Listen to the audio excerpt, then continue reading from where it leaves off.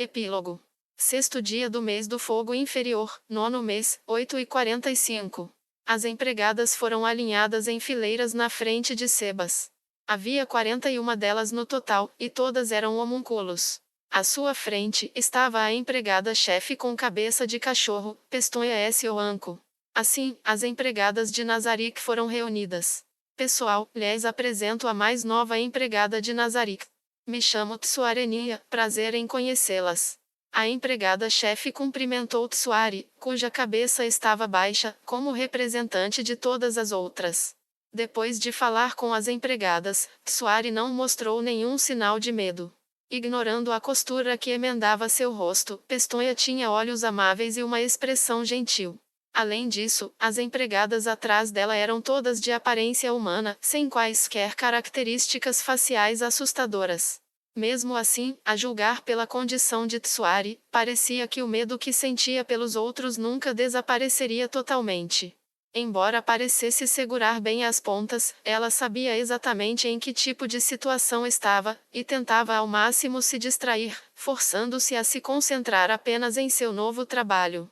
Se eu não ficar atento, ela pode acabar tendo uma recaída. Enquanto Sebas ponderava sobre essas questões, a sessão de reunião e cumprimentos terminou. Uma das empregadas a conduziu para fora. Ao longo do caminho, Tsuari se virou para olhar para Sebas, que em resposta, acenou e ela assentiu, antes de se virar e sair. Sebas-sama, quanto treinamento essa garota vai precisar? Treine-a até que se qualifique para ser uma empregada de Nazarick. No entanto, ela é apenas humana, então quando treiná-la, lembre-se de não forçar os limites. Entendido, An? O rosto de cachorro de Pestonha se inclinou, revelando seus caninos.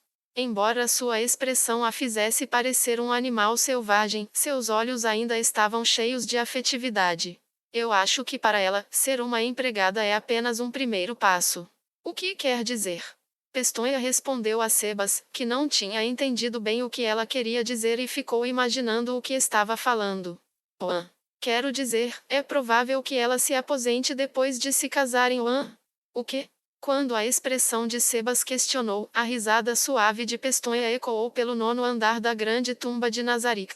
Sétimo dia do mês do fogo inferior, nono mês, 16h51.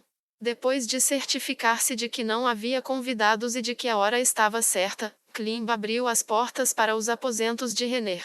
A princesa sentou-se em seu lugar habitual. Seu quarto era tingindo de vermelho pelos raios do sol poente. Iluminaram-na como um holofote. Bem-vindo, Klimb.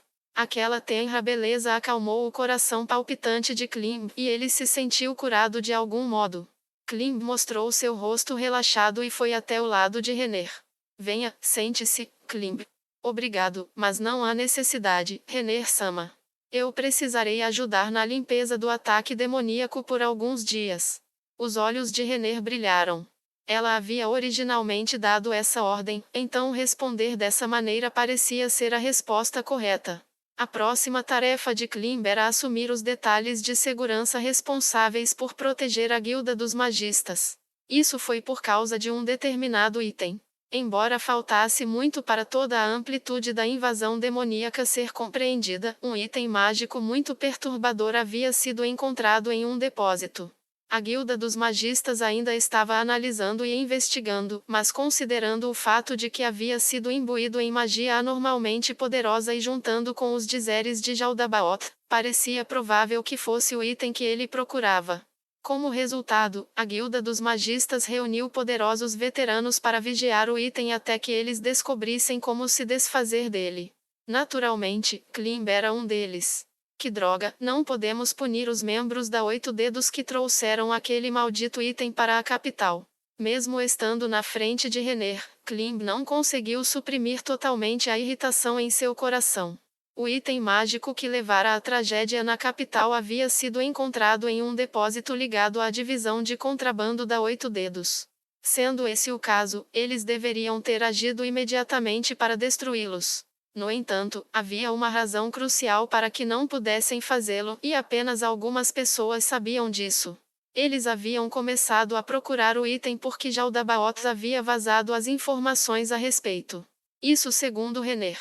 Contudo, Jaldabaoth poderia estar contando com os humanos para encontrar o objeto que suas tropas não podiam, e foi por isso que a informação vazou. Como todos entendiam as implicações desse vazamento, eles haviam suprimido todas as informações sobre o artefato e, como tal, não podiam mais ser usados como motivo para atacar a 8 dedos. Está trabalhando com o Capitão Guerreiro, não é? Não se preocupe, tudo deve ficar bem. E aquelas pessoas que ajudou? Você ficou ocupado protegendo o palácio, mesmo assim deve ter saído um pouco, não?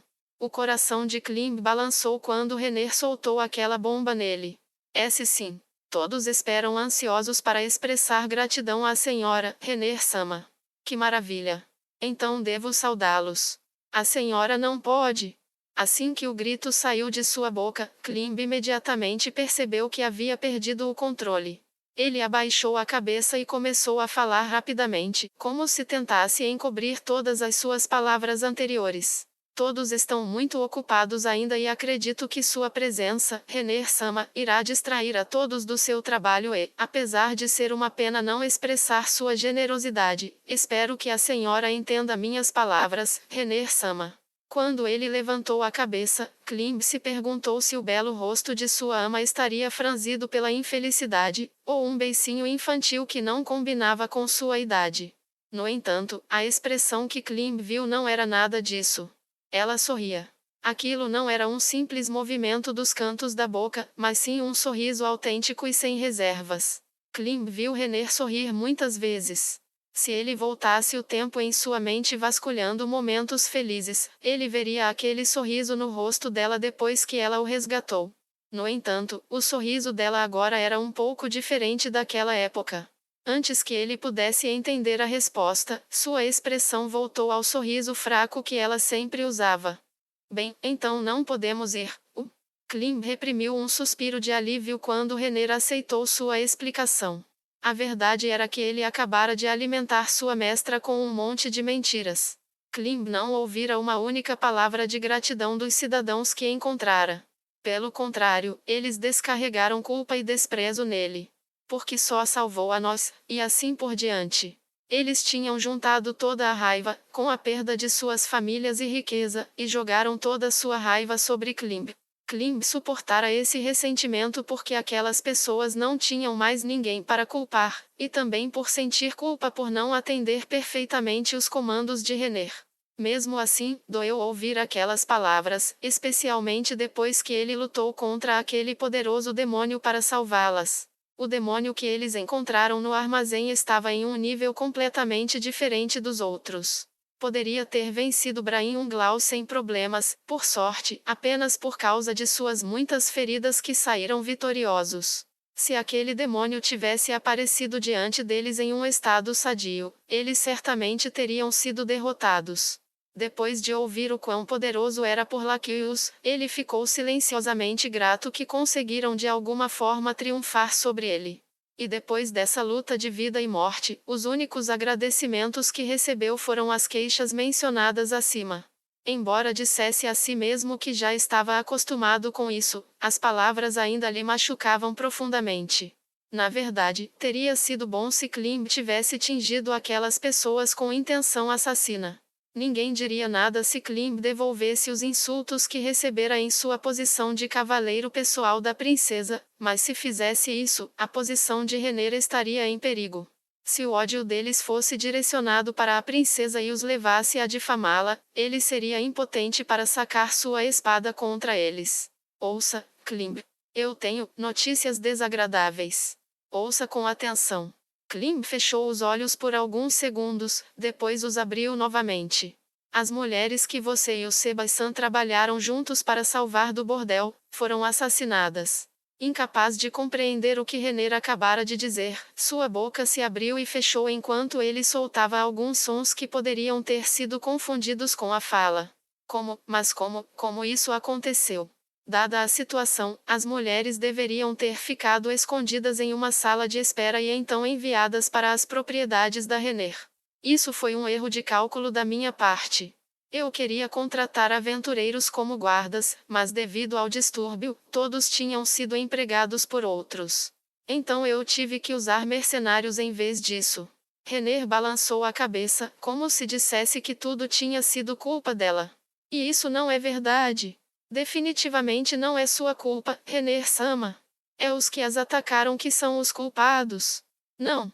Se eu tivesse sido mais cuidadosa, se eu tivesse considerado as coisas com mais atenção, que a perturbação teria enfraquecido a segurança na capital, se eu tivesse deixado elas escaparem assim que percebi o perigo, nada disso teria acontecido. Se você estivesse lá, Klim, talvez não tivesse sido assim. E até os aventureiros que recomendaram os mercenários ficaram chocados. Lágrimas começaram a preencher os cantos dos olhos de Renner. O peito de Klim doía como se seu coração estivesse sendo agarrado. Talvez tenha sido um erro da parte de Renner, mas ela tirou o melhor de uma situação ruim. Então, quem era o culpado? Renner-sama, a senhora não fez nada errado. Ouvindo a forte declaração de Klim, Renner, que havia sido tocada profundamente por Klim, levantou-se e o abraçou com força. Para acalmá-la, Klim se moveu para abraçá-la. Não. Isso seria perigoso. Mas, como que a informação? Eu não sei. A segurança da capital estava mais fraca durante a perturbação. Talvez tenha acontecido durante esse tempo? Elas deveriam ter sido transferidas imediatamente. Ele não podia descartar isso. Pode ter sido que os atacantes tivessem seguido os locais e as pessoas protegidas por Klimb até encontrarem o caminho para o esconderijo. Onde os corpos foram encontrados? Nos bairros pobres da capital, mas eu não sei os detalhes. E os cadáveres? Elas já foram enterradas. Por que pergunta? Eu queria examinar as feridas, ver que tipo de pistas eu poderia encontrar. Klim, já chega. Elas já foram violadas demais. Pelo menos deixe-as descansar em paz. Entendido.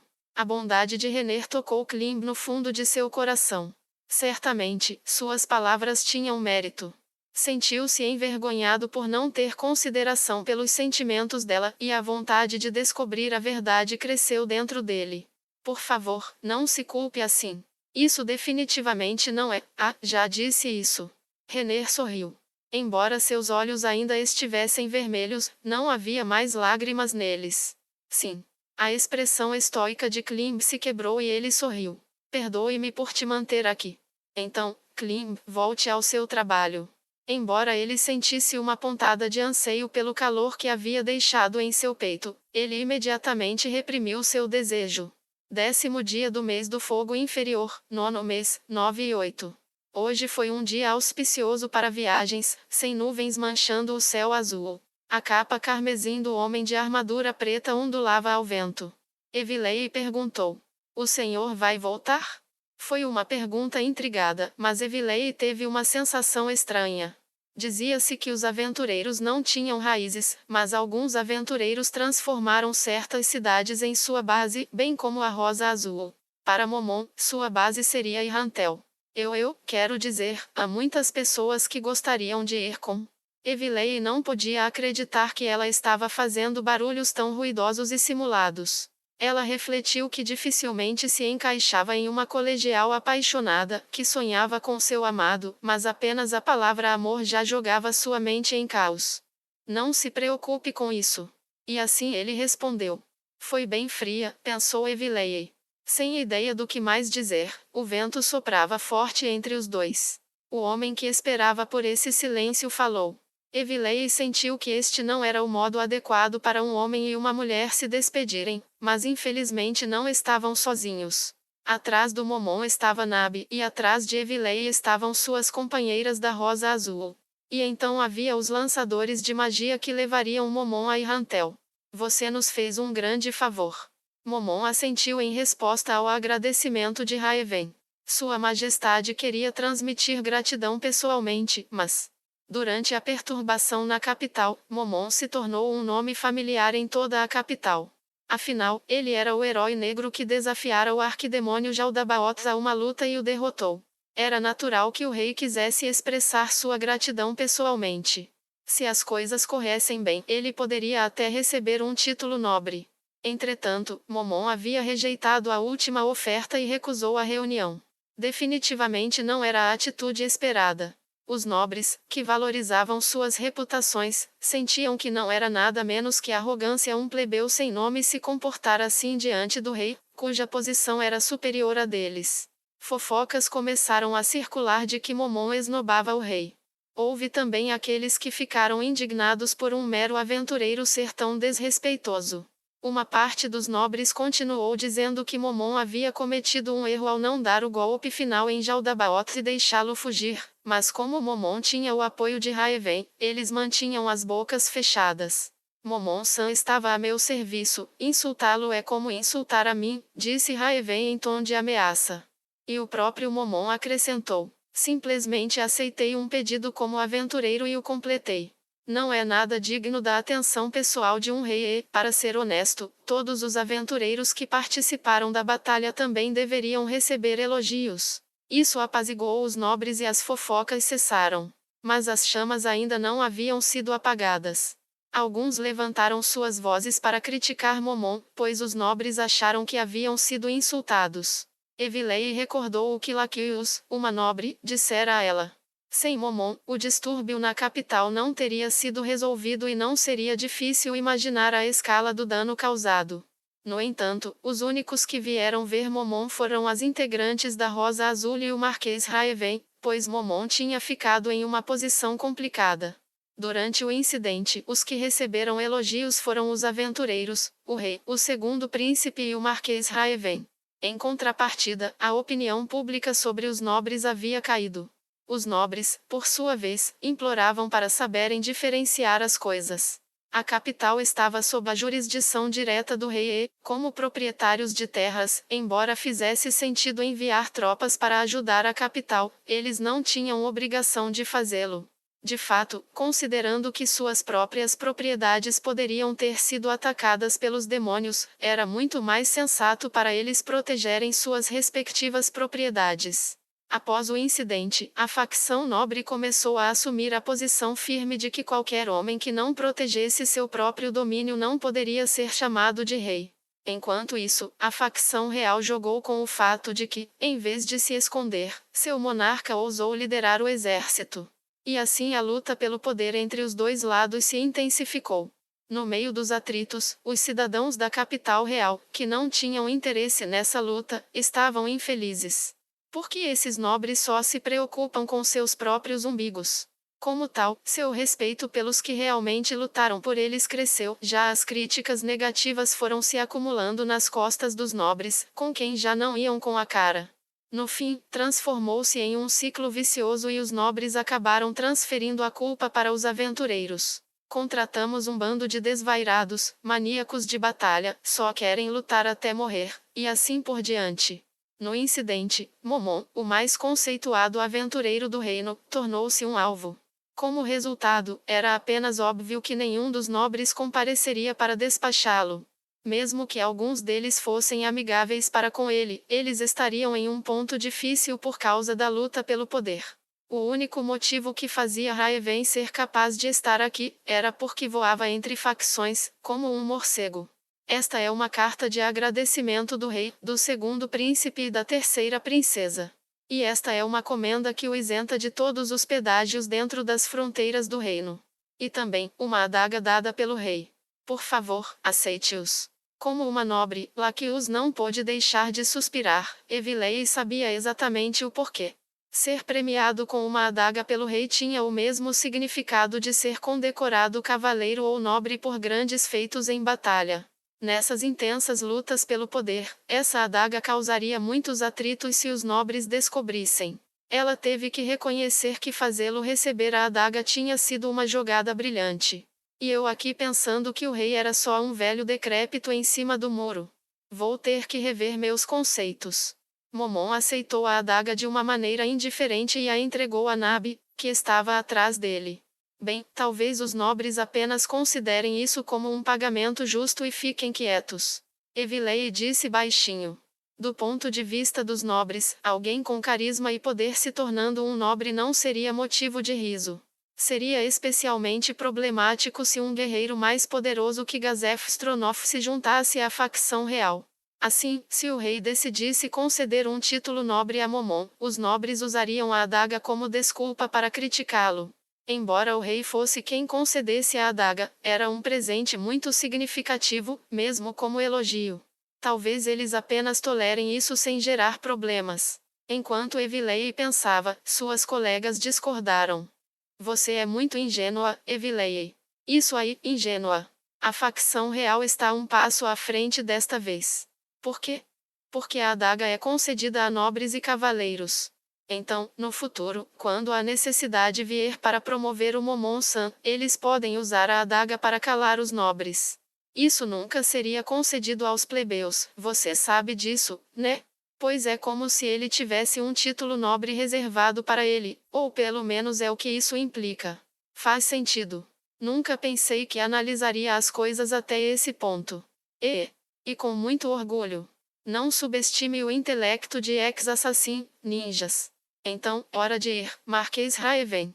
Obrigado por tudo. Não foi nada. Espero que continuemos nosso relacionamento cordial no futuro. Igualmente. E para a Rosa Azul, minhas colegas aventureiras em posição de adamantite, espero que possamos permanecer em contato próximo. Espero contar com as senhoritas se alguma coisa acontecer. Nós que deveríamos dizer isso, Momon-san. Depois de ver o seu poder, estamos quase envergonhadas de nos chamarmos de aventureiras adamantite, mas faremos o nosso melhor para alcançar sua expectativa, Momon-san. Estou ansiosa para trabalharmos juntos novamente. Lakius e Momon acenaram um para o outro. E então, Evilei sentiu o olhar de Momon se focalizando nela. Isso não foi um equívoco. A prova disso era que Momon parecia estar prestes a dizer alguma coisa. Mas parou no meio do caminho. Evilei sentiu seu coração inerte bater em seu peito. Se Momon pedisse para ela se tornar sua companheira, Evilei definitivamente aceitaria. Seria uma traição para com suas camaradas com quem passara por bons e maus momentos, mas, mesmo assim, Evilei queria ser sincera com seus sentimentos. Como se estivesse confuso, Momon continuou andando e parando várias vezes antes de finalmente expirar e se virar. A capa carmesim ondulou com seu movimento. Vendo suas costas lentamente recuarem, Gagaram provocou Evilei. Levou um fora. Não, não é nada disso. Esse é o tipo de homem que ele é. Momon subiu na floating board criada pelo lançador de magia de Raeven e flutuou lentamente para cima, mas Evilei não desviou os olhos dele por um único momento. Qual será a próxima vez que vamos encontrá-los? Seria bom se fosse uma missão simples, em vez de um incidente dessa escala. Isso pode ser difícil. Nem brinca. Suas companheiras da Rosa Azul conversavam. Se aventureiros ranks adamantite se reunissem para um trabalho, definitivamente seria por causa de algo grande. Mas fazer uma visitinha não deve ter problemas, né? Evilei sabe magia de teletransporte. Não deve ser difícil ir para Irrantel. Se tivesse ido com ele, não seria como matar dois coelhos com uma cajadada? Deve ser muito seguro viajar ao lado do Momon-san. Evilei ficou chocada e sem palavras enquanto olhava para Gagaram. Embora ela estivesse usando máscara, sua expressão cômica ficou evidente através de sua atitude. Quer dizer que não tinha pensando nisso?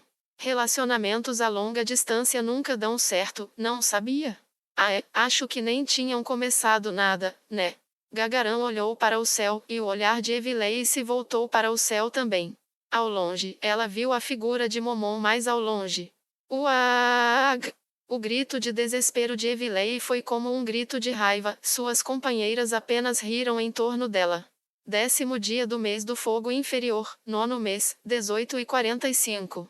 Esta reunião de emergência da 8 dedos tinha sido incomum desde o início. Para começar, nem todos estavam presentes.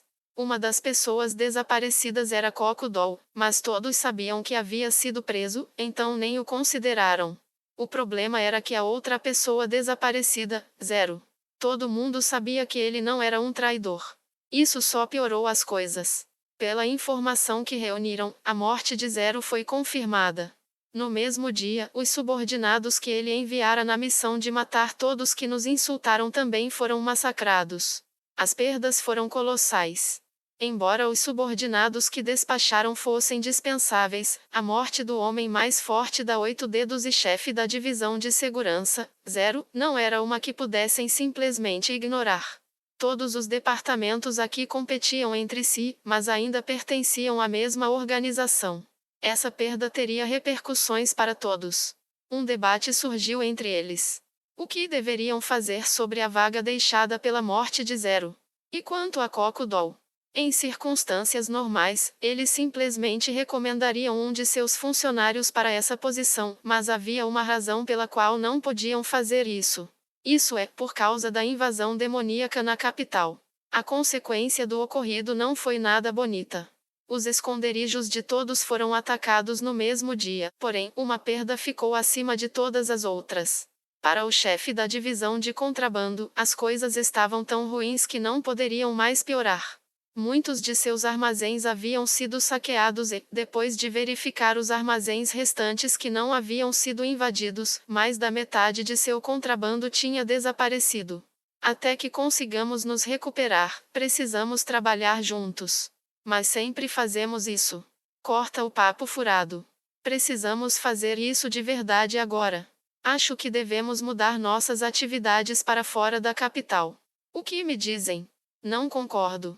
Pelo contrário, agora é o momento certo de focar na capital. É hora de colocar o novo capitão da guarda na nossa folha de pagamento. Se fugirmos agora, vai ser o mesmo que desistir da capital e dos ganhos. Isso é certamente uma possibilidade. Mas com a divisão de segurança, com a nossa força de combate em farrapos, não seria perigoso ficar aqui? Os 5 chefes de divisão ficaram intrigados com o problema, depois se dirigiram à única pessoa que não havia dito uma única coisa até agora. Ilma, o que acha? O corpo da mulher estremeceu. Essa foi uma reação que ela nunca havia mostrado antes em reuniões anteriores. As olheiras sob seus olhos eram impossíveis de esconder com maquiagem, estava tão abatida que nem parecia viva. Algum problema? Ouvi dizer que sua mansão foi atacada também, mas conseguiu escapar no túnel de fuga secreto, não? Viu algo que te assustou? Todos os outros chefes tinham seus guardas de prontidão logo atrás, mas Ilma não tinha ninguém. Problema? Quando a boca de Ilma se abriu, o mesmo aconteceu com a porta da sala de reuniões. Prontinho. Pode ir parando por aí. Uma voz animada veio de um elfo negro entrando na sala, que por sua vez foi seguido por uma elfa negra apreensiva que usava saia. Todos ficaram atordoados. Se fossem adultos, talvez pudessem ter tido uma reação diferente, mas na frente de seus olhos havia um par de crianças que estavam totalmente destoantes em uma sala como esta. Os chefes ainda tentavam freneticamente descobrir se eram inimigos. Então, todos vocês vão virar servos do nosso grande mestre. O silêncio tomou conta, eles provavelmente não entenderam o que isso significava, então o menino repetiu a si mesmo. Meu grandioso mestre concluiu que em vez de assumir o controle da liderança do país, seria mais eficaz controlar vocês. Então, a gente vai perdoar seus pecados e permitir que se tornem nossos servos, escravos. Marionetes? Ah, quem liga para isso? Mesmo assim, parabéns. O elfo negro começou a bater palmas, seguido logo por sua irmã inquieta, que apertou o cajado sobre o braço para aplaudir também. Parabéns. Que palhaçada é essa? Os líderes ainda estavam tentando descobrir se eram inimigos ou aliados. Era cedo demais para concluir que eles eram inimigos, mas a vida no submundo lhes ensinara a não pensar muito. Primeiro vinha sua própria segurança, matar seus inimigos viria em segundo plano. Eles não entendiam as verdadeiras intenções dos elfos negros, mas desde que o outro lado tinha se intrometido tão descaradamente nessa reunião, isso provavelmente significava que eles poderiam enfrentar todo mundo aqui. Se fosse esse o caso, provavelmente até mesmo os melhores guarda-costas que cada chefe de seção poderia contratar seriam incapazes de vencê-los. Afinal, a menos que o inimigo fosse estúpido, se chegaram até aqui, eles teriam muito bem como cuidar de qualquer revés que planejassem. Parece que escapar com segurança seria a maior prioridade neste caso. Cada chefe de divisão usaria seus próprios guardas como escudos sem hesitação. Todos tiveram a mesma ideia e começaram a se mover para executá-la. No entanto, isso já havia sido antecipado. A primeira coisa que os chefes perceberam quando tentaram se levantar foi que não podiam se mover. Ah! Og! Gi! Seus corpos estavam completamente imóveis, e até mesmo suas línguas eram incapazes de se mover. A baba escorria pelos lados de suas bocas. O menino que acabara de exalar sua respiração começou a rir. Então, vamos levar vocês para um lugar alegre e muito legal. Sim. P, por favor, nos acompanhe. O corpo de Ilma começou a tremer impetuosamente. E espera! Não vou passar por aquilo, não é? Eu fui cooperativa, não fui? Quando perceberam quem os havia traído, todos os homens voltaram seus olhares para a única mulher presente. Por favor! Estou te implorando! Eu não aguento mais! Não aguento mais! Um mundo que tá falando? Eu acho que ela fala de ser levada para o quarto do Kyouko, onde seus órgãos estavam sendo constantemente devorados por dentro. O rosto do elfo negro se contorceu em uma espécie de expressão eca. Ilma deve ter se lembrado de algo. Ela se abraçou com força, as duas mãos se apertando, o corpo tremendo ferozmente.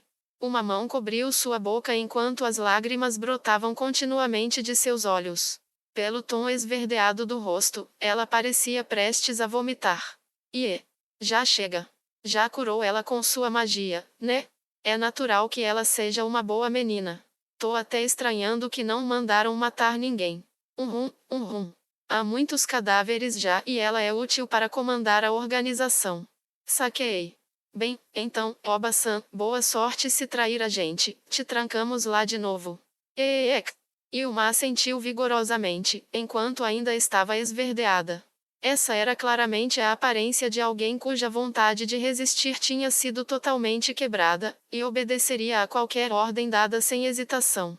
Mesmo assim, antes da gente saber se vão obedecer, quero que cuide deles por enquanto, tá bom? Mas é claro. Podem contar comigo. Nós definitivamente podemos ser úteis. A partir do desesperado e patético gesto de submissão de Ilma, os homens perceberam que também experimentariam tormentos que os moldariam em algo parecido com ela, assim empalideceram. Já até trouxe alguns dos meus subordinados para te ajudar. Faça um bom uso deles. Ah, também tem um pessoal aí que não podem tentar matar, depois eu explico. O elfo negro estava sorridente e pontuou. Acho que é isso aí. Metade desse país já é nosso. Mas, o que o demiurgo estava dizendo sobre plantar as sementes de um reino, quem se importa? Acho que agora é ir para outro país.